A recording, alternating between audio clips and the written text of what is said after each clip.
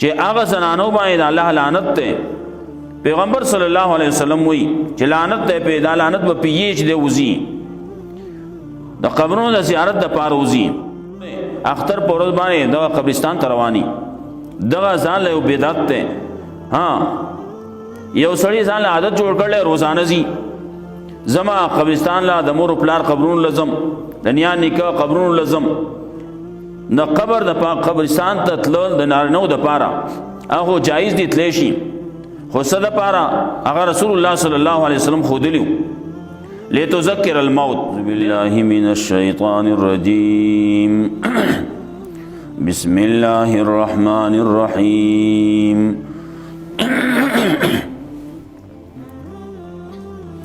قل هو الله احد الله الصمد لم يلد ولم يولد ولم يكن له كفوا احد د ټول ناول دا قرآن کریم چې چاویل له تفسیر سره اختتام ته رسول له او چاوریدل له الله رب العزت ته دې ټول ته مبارکي او الله رب العزت ته مختا په دې باندې عمل کولو توفیق موږ ټول لراکي بیا دا وخت چې په دې کې څومره کسان را غونډ شي دي د ختم د پاره الله رب العزت ته دا وخت زمونږه د دنیا او د آخرت د خیر ذریعہ وګرځي او په آخرت کې الله رب العزت ته د الګ سات ناستا د الګ سات ویل او ریدل دا دی الله زمونږه د پاره د نجات ذریعہ وګرځي قرآن کریم ابتدا نه شروع شو داغه چې څومره خبرې دي هغه خو تاسو اکثرو اوریدلی اول مسله د توحید وا توحید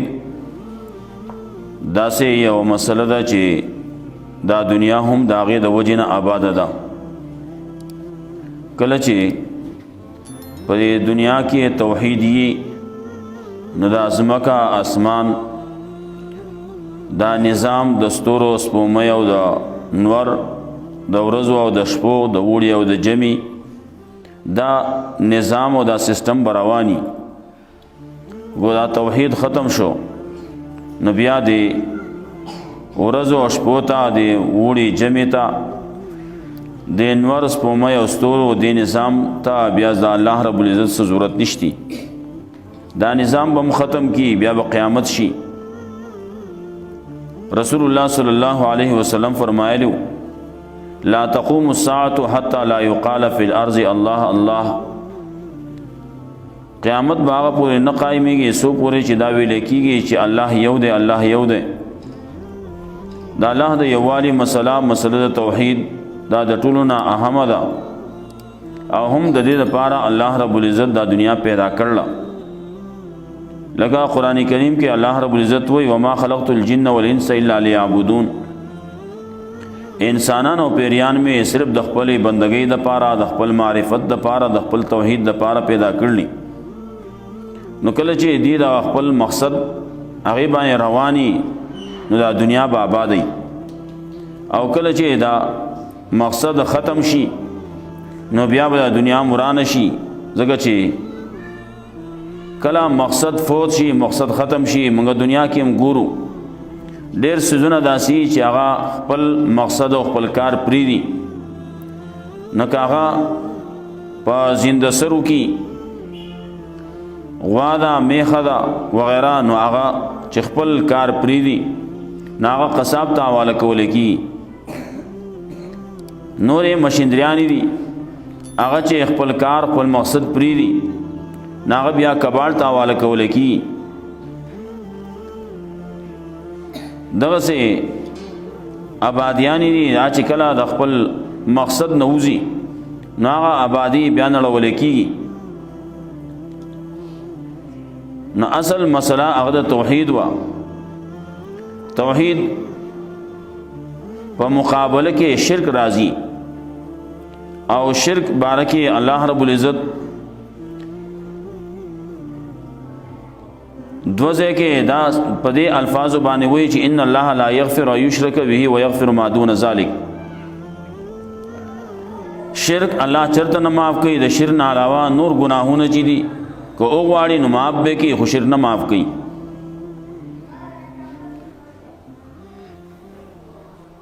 د شرک بیا مختلف اقسامی، کلا شرک فی العلمی، کلا شرک فی التصرف والاختیاری، او کلا شرک فی الدعائی، کلا شرک فی العبادتی. دا مختلف قسمونه د شرک دي. کله به یو سړی دا کوي چې د الله نه سوا بل ته به آواز کوي، بل ته به را مدد شوی، د بل نه به غواړي. رسول الله صلی الله علیه وسلم فرمایلیو اذا سألت فاسأل الله واذا استعنت فاستعن بالله. کله چې غواړې نو د الله نه غواړه، سوال کې نو د الله نه کوه. او دایم فرمایلیو د خلکو په ذهنونو کې خبرې به نور راځي چې داسې نه مال دې ټکر راکي، ما ته سب بدری را ورسي. نو رسول الله صلی الله علیه وسلم فرمایل وعلم ان الامه لو اجتمعت على ان ينفعوك بشيء لم ينفعوك بشيء الا قد كتبه الله لك. کدا ټول خلق، دا ټول انسانیت ته، دا ټول مخلوقات ته دا راجم شي په دې باندې چې تعالی نقصان درکول غواړي نو تا ته نقصان نشي در رسوله. کم څه چې الله تعالی لپاره لیکلی هغه وي. او که دا ټول خلق راجم شي تعالی فائدہ درکول غواړي نو تعالی فائدہ نشي درکوله. کم څه چې الله تعالی لپاره لیکلی هغه وکي. نو شرک فی الدعاء دیګه زمونږ ډیر خلق داسې و چې هغه پکې مبتلا و، ډیر حد پورې اصلاح شوی دا، لیکن وسم دا دسه خلق شته چې هغه د الله نه سوا بل ته آواز کوي، یا پیر بابا را مدد شي وي، لوی ځوان ته آواز کوي، بل چاته آواز کوي او بل چاته آواز کوي، څوک پیر ته کوي او څوک فقیر ته کوي. دا ټول شرک دی د الله نه سوا ما فوق الاسباب. چې وسړی وي هغه زما आवाज اوري، زما امداد کولای شي، نو دا ټول د شرک په زمره کې راځي. دارنګه شرک فی العلم کې دا راځي چې وسړی دا وایي چې زما په حالاتو باندې زما پیر صاحب دی، زما استاد صاحب دی، هغه خبر دی، زما حالاتو باندې زه چې کوم سار چې زرا وزم دا هغه خو لازم نه هغه ته پته ولګي چې او ډیر روان دی. کله مخکې به وي زر قدمه کې پیر صاحب ته پته لګي چې او زما مرید را روان دی. کله وایي چې سش چل کوي هغه ته پته لګي. دا ډېرې خبرې داسې وي چې مخکې دا خلک په دې بعضې خبرو کې د پیرانو مبتلا کړي. یو پیر صاحب د خپلو موریدانو په منځ کې یو ځانې د دې هر څه د خبرولو یو دعویدار وي،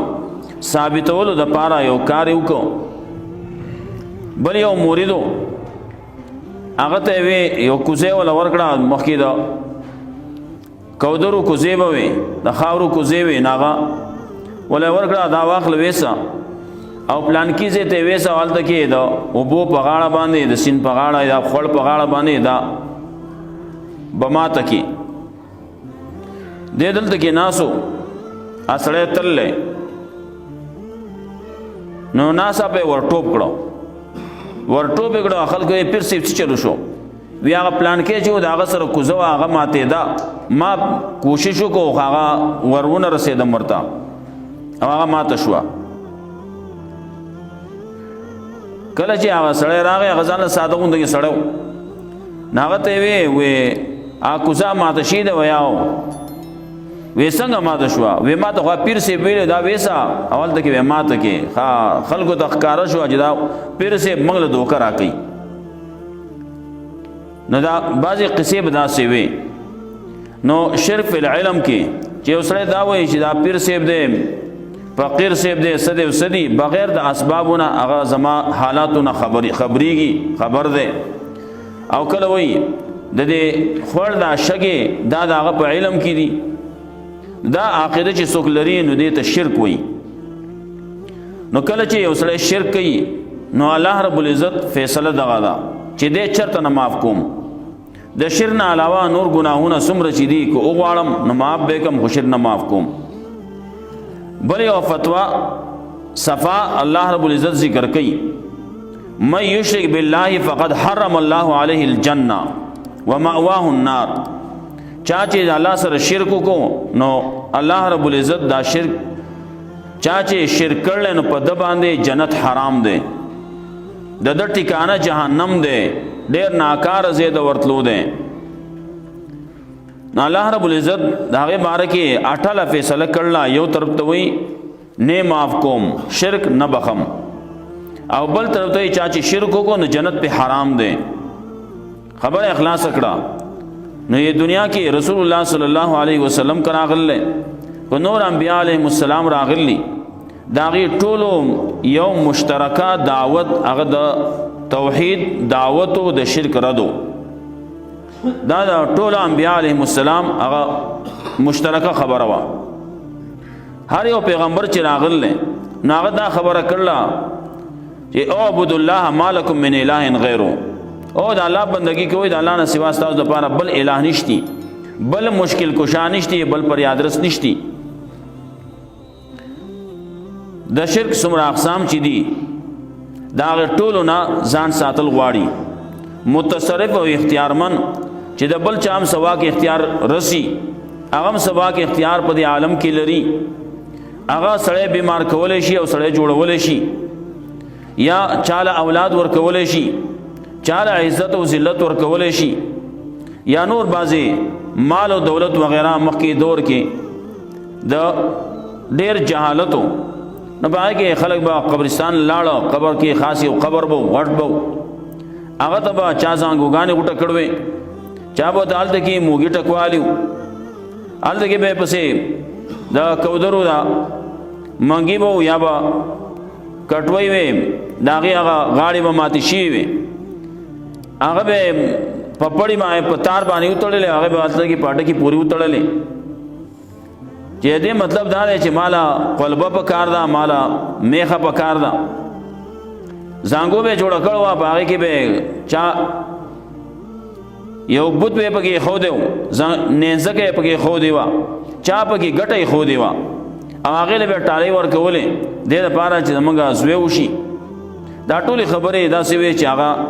د الله نه سیوا د بل د پاره کې اوسره داسې غني چې دیم زوی ور کولې شي د لور ور کولې شي د خپلبور کولې شي نو دغه خبره دا د شرک وي نو ډېر حدا پورې دا خبره کم شوی دا لیکن که اوسره دا وي چې ختم شوی دا نو ختم نه ده ولې که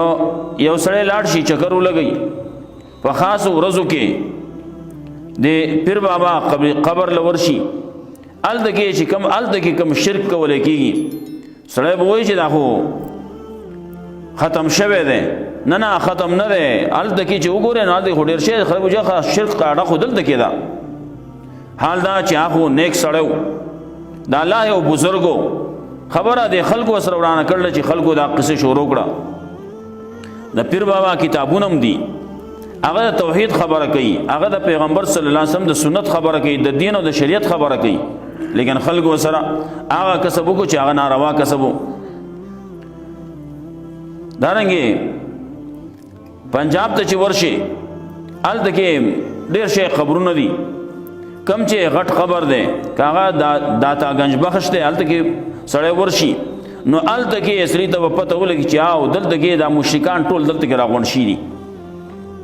دغه سي نور دی چې څومره غټ قبرونه دي باباګان دي هغه ته چې لاړ شي په موسم کې نال ته کې پته اصلي ته ولګي چې او شرک دلته کې ده د سنت خلاف هم کم کارونه چې کول کی نو هغه هم ډېر شي دي هغه کې خو کمې ډېر زیات پاتې ده داغه د پاره مهنت کول غواړي چې دغه کارونه دا زمونږه په معاشره کې چې دی دا ختم شي کم چې د پیغمبر صلی الله علیه وسلم د طریقې خلاف کول کیږي ډېر کارونه بداسي په جماعت کې وکول کېده ډېر کارونه داسي دي چې هغه په هر کور کې کول کېده ډېر کارونه داسي چې زمونږ په غم کې په خادي کې وکول کېده ډېر کارونه داسي دي چې هغه زمونږه په مخبرو کې کول کېږي لکه وس یو خبره ده اختر را روان دی خلق بس کوي سار مون چې وکي نو خلق به روان شي قبرستان لا هغه ولې وای دا د مړو د اختر مبارکۍ لزو دا به ځان له یو غلطه کا د پدې نیت باندې چې هغه خبريږي او هغه ته پته لګي او نو دا خو بیا لمنډه په شرک کې راځي او غنا اسه په نور دغه باندې زین بیا بدعت ته د پیغمبر خلاف ته د پیغمبر صلی الله علیه وسلم د طریقې خلاف کیږي دا خلک چې ګوره اختر په ورځ باندې د قبرستان ته رواني دغه ځان له بدعت ته ها یو سړی ځان له عادت جوړ کړل روزانه زی زما قبرستان لا د مور پلار قبرون لزم دنیا نکاح قبرون لزم د قبر د قبرستان ته تلل د نارینو د پاره هغه جایز دي تلی شي خو صد پاره هغه رسول الله صلی الله علیه وسلم خو دلیو لتذکر الموت دې د پاره چې تاسو مرګ را یاد کړئ وتذکر الاخره تاسو ته دغتلو آخرت را یاد کی وتزهد فی الدنیا تاسو د دنیا سره مینه کم شي دې د پاره ته د قبر زیارت لتلی شي نور رسول الله صلی الله علیه وسلم چې کوم زنانه د قبر د زیارت نه عادت جوړ کړل او زی ناغه د پاره رسول الله صلی الله علیه وسلم فرمایلی لعن الله زوارات القبور والمتخذین علیها المساجد والسرج چې هغه زنانو باندې الله لعنت ته پیغمبر صلی الله علیه وسلم وی چې لعنت ته پیدا لعنت به پیچ دی وزي د قبرونو د زیارت د پاره وزي نو لعن الله زوارات القبور والمتخذین علیها المساجد او هغه باندې حالت کې سجده کوي کې تکیږي وتا ټټیږي وتا او والسرج هغه باندې دیوی بلې دا د قبرستان کې په بعضي قبرونو باندې دا قصيبه کوله کېدې وسم بازیونه کې چې وګوره کیږي خلک په دیوی بلې بعضي باندې جنډې نه حالي جنډې په لګولي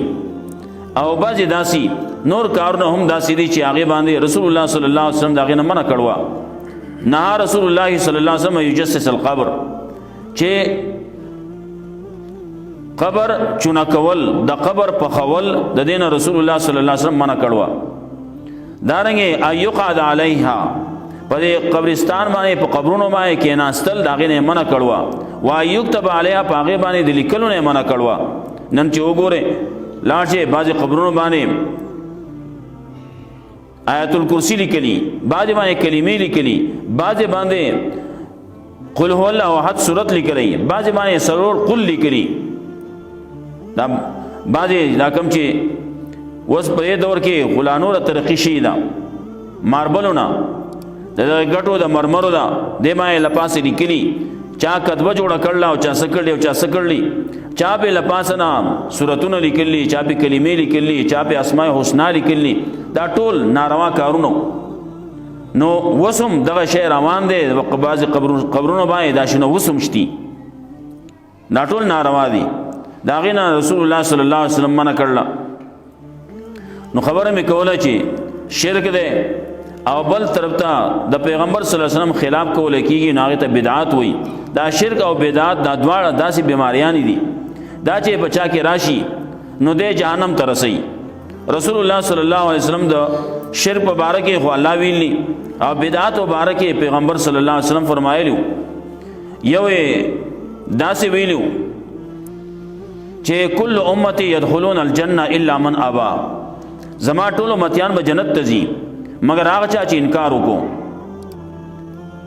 صحابو ته پوښتنه کو من ابا یا رسول الله څوک به انکار کوي جنت ته تلون هم څوک انکار کوي رسول الله صلی الله علیه وسلم فرمایلا من اتانی دخل الجنه ومن عصانی فقد ابا چا چې زما تابعداري وکړه نو د جنت ته ځي او چا چې زمانہ فرمانی وکړه نو د جهنم ته ځي د انکار وکړو جنت ته تلون انکار کړل نو جهنم ته بځي بل یو فرمایل کل بدعت ضلاله ہر بدعت گمراہی دا وکل بدعت ضلاله وکل ضلاله فی النار او ہر گمراہی سره جہنم ته رسي گمراہی باندې روان شوی نو د دې آخري انتها اب جهنمی نو شرک دے بدعات دي دا دواړه د جهنم ته دتلو لاري دي سړی وایي چې جهنم ته ورسم بس په دې لار باندې روان شي اسانه باندې بځي کو سړی وایي چې زه د جهنم نه بچ شم نو د دغه شرک او د بدعاتو نه ځان ساتي او بدعت یو نه ده ډېر شی بدعت دي وخت په وخت باندې دا راځي په زمونږ په غمونو کې په خادو کې مخکې تاسو ته وویلی شو غمونو کې خادو کې ډېر شی څیزونه داسې دي چې هغه بدعات دي هغه د پیغمبر صلی الله علیه وسلم د طریقې خلاف دي دی وایي چې ما خوشحالي وکړه لیکن خوشحالي نه ده دی په ځان جهنم ته رسوي په دغه حال کې که دی لاړ مړ شو جهنم ته به ځي دارنګې په غمونو کې هم دی وایي دا اوس ما باندې غم راغلی څه چل وکړم نو هر څه چې خو غم به هم ستا د پیغمبر صلی الله علیه وسلم په طریقه باندې او خادي به هم ستا د پیغمبر صلی الله علیه وسلم په طریقه باندې نو هله به کامیابي کني نو کامیابي نشتی بیا نو ځان د دغې څیزونو نه قلارول پکار دي قرآن کریم په ښه تفصیل سره تاسو ویللی اورېدلی په هغې کې دا ټولې خبرې هغه مخکې ته راغلي دغسې دغه په طور باندې یاداشت په طور باندې د دوباره اعادې په طور باندې ما دا یو څو خبرې وکړې قرآن کریم کې ډېر شی مضامین دي نو یو مضمون پکې د ستر او د پردې هم دی هغه هم خپل ځان ته مخکې کول غواړي په هغې کې د حقونو هم دی د هر چا ځان ځاله حق دی د ښځې او د خاوند حقونه دي د مور او پلار حقونه دي د بچو حقونه دي د اولاد تربیت ته دا د بچی حق دی رسول الله صلی الله علیه وسلم یو پیری معاذ رضی الله تعالی عنہ ته وی اتدری ما حق الله علی العباد وما حق العباد علی الله تا ته دا پته ده ته دا پیژنې چې د الله حق په بندگانو څه دی او د بندگانو حق په الله باندې څه دی نو هغه وی چې الله ورسول عالم الله د الله رسول ته پته نو رسول دې ماته اوخی رسول الله صلی الله علیه وسلم ته فرمایل چې حق الله علی العباد ایعبدوه ولا یشرکوا به شیئا دا الله حق په بندگانو دا دی چې د الله بندگی وکړي د الله عبادت وکړي د الله سره وسوک شریکي نه بیا د بندگانو حق په الله باندې دا دی چې د خپل ژوند په توحید کې تیر کړل د شرک نه ځان لري ساتل نو الله بیا دې معاف کی او جنت ته بوزي نو چې څنګه د الله حق دی په بندگانو د بندگانو حق دی په الله باندې نو دغه سي په د مور او پلار حقونه دي په اولاد باندې د اولاد حقونه دي په مور او پلار باندې نو مور او پلار بس کوي د بچی ته د بچی د اولاد تربیت وکړي منګ ته دا خو دې شي دي د ټول نه اول صحیح نوم بګدي چې کله پیدا شي نو دته به د الله نوم په دې غوږ کې ووایي دا به د الله نوم به ورته ور یاد کړي صحیح نوم به وله کېږي بیا چې کله د خبرو د سپړدو وخت راشي نو دله به بیا دته به بیا د الله نوم ور یاد کړي چې د الله نوم وایي دا نه کنزل کوي زمونږ خلک هغه ته ووایه ستا دا په دغې باندې عادت کې نه په دې نه بلکې د الله نوم متور یاد کا او د الله نوم دا داسې آسان دی چې په آسانه باندې دغه وړوکی ویلی شي په دې کې هغه داسې الفاظ دي دا حروف دي چې په هغې کې اټکې پکې هم نشتي بعضې حرفونه یې په هغې ته له پاسه لاندې دي ټکي نو هغه بیا لږ ګرانېږي او دا داسې ټکي دي چې بالکل آسان دي الله نوم آسان دی هر یو سړي په ذهن کې هغه په آسانه باندې راځي او په ژبه باندې که یو سړی چاړاومي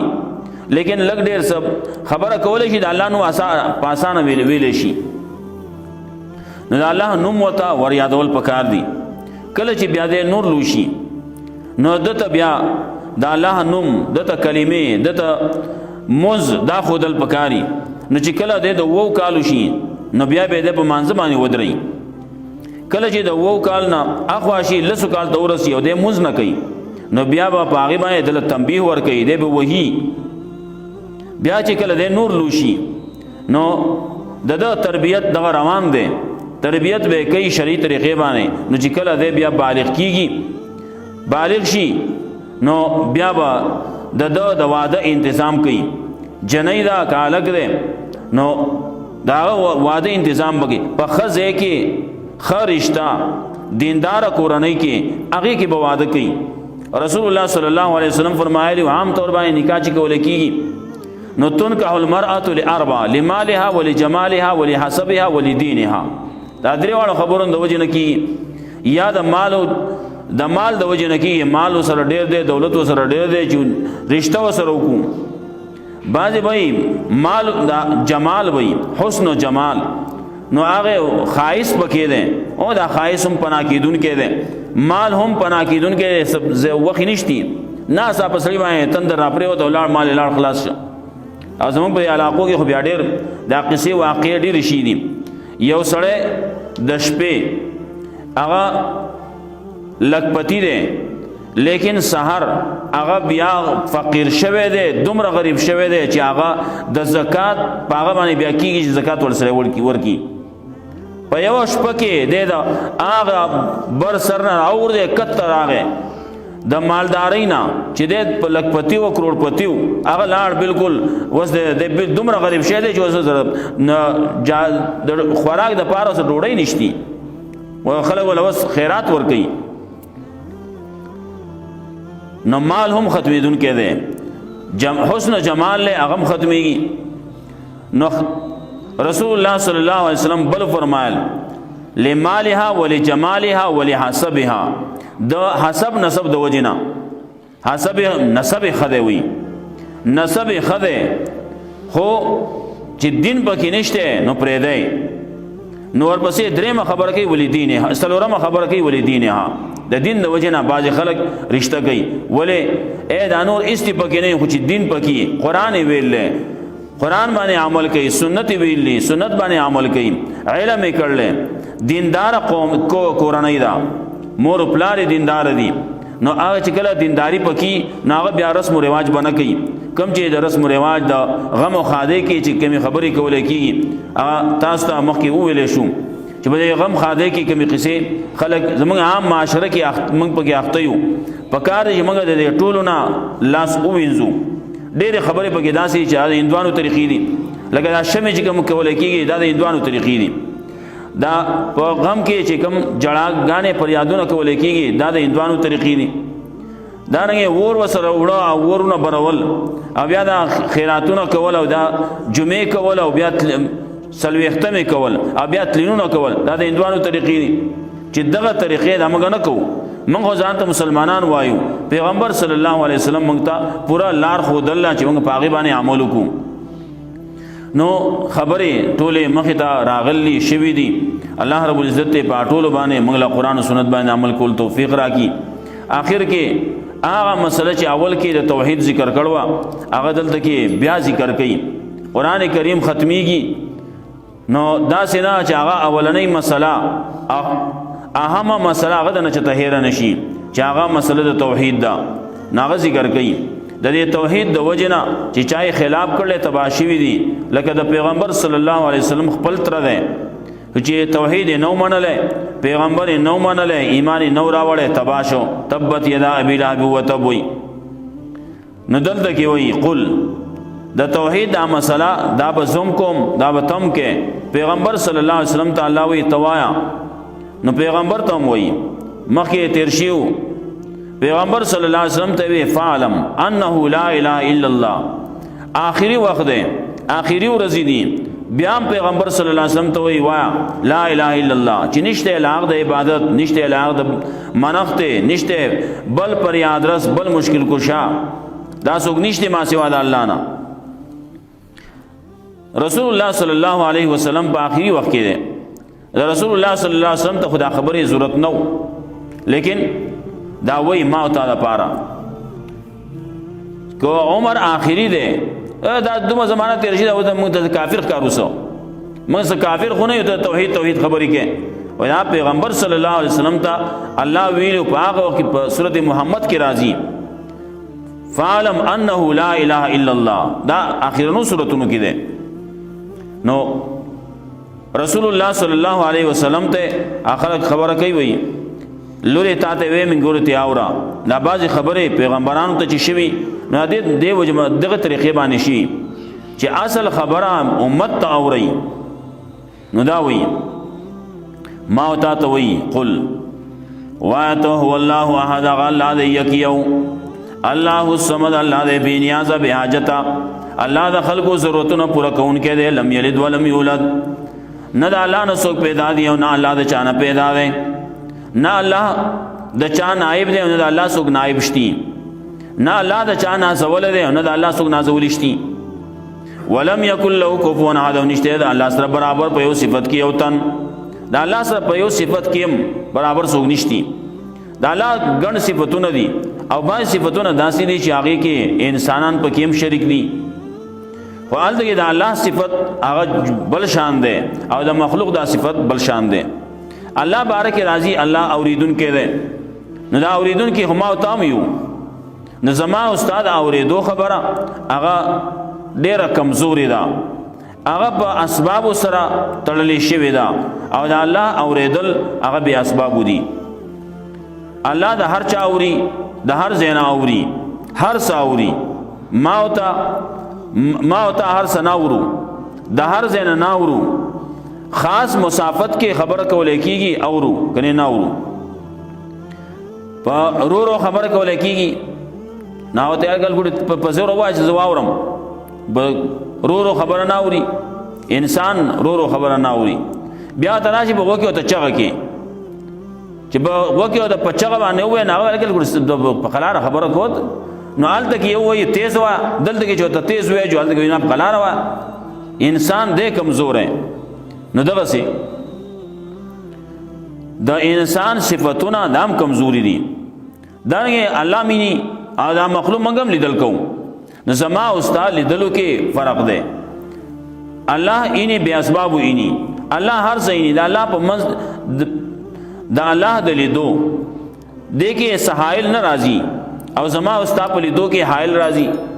کلا یو شی لری ده مونږ نینو منځ کې پرده رااله بیانینو منځ هغه شی ډیر نږدې شو چې ډیر نږدې شي راوړې په سترګو باندې لپاسه وته کې دي په تندې باندې وته کې داسې شی ده هغه ګورته خو مخامخ وک کنه ما دې لګړې سره برابر کې چې زه وینم کنه نه په تندې باندې پروت نینی سترګو باندې لپاسه وته خو دې نینی او الله رب العزت هغه هر صحیح نه هر ځای کې نی خلق خبره کوي تک تورا غټا پتک تور شپکه دزمکه دلان دے تحت سرا کې تک تور میں گئی هغه پلا پدې ګټ باندې چلن کوي نو هغه د خپوا کشاره هغه سو کورې دی شي هغه یو الله یوري دغه تک تور ګټ باندې تک تور میں گئی رواني دلته په دنیا کې دلته چوت پرانا کې یې مګې نینو ولې حالت کې هغه تک تور میں گئی تک تور ګټ دا نه بیا نه کاری نو دغسی زما او ستا حواس زما او تا چې ستا کم صفاتونه چې دي هغه کمزوري دي او د الله صفات هغه قوي دي هغه کامل دي مکمل دي نو دلته کې دا دانا چې ته د الله سره سو په برابر کې هغه موریدل کولای شي بے اسباب اوري کدا عقیده دی وساتلا نو دې د بیا د کفر عقیده وای د شرک عقیده وته وای ولم يكن له كفوا احد نشته د الله سره برابر یو تن په یو صفت کې دا عقیده د توحید دا د شرک د رد او د شرک د نفی دا د پزړه کې راغله نو دا یو غټه خزانه ده دغه غټه خزانه وس چې کله خسري سره خزانه نو خلک داغه دشمنان بیا ډیری نو کله یو دشمن دی کله بل دشمن دی د انسان سره چې دا خزانه راغله نو د دې دوه دشمنان دي انسانان هم دشمنی کوي او پیریان هم دشمنی کوي نو پیریانو کې شیطانان دي او په انسانانو کې دغه کافر او مشرکان خلق د دشمنان دي نه الله د حفاظت چل خیم د دې خزانه حفاظت بسنګ کې ته د